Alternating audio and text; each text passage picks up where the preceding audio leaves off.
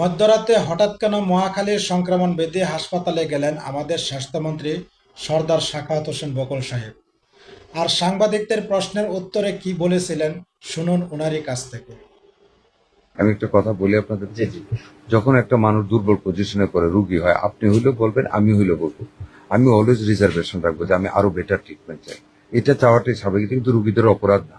But আমাদের পক্ষ থেকে আমি এটুকু বলি, গাফিলতি নেই।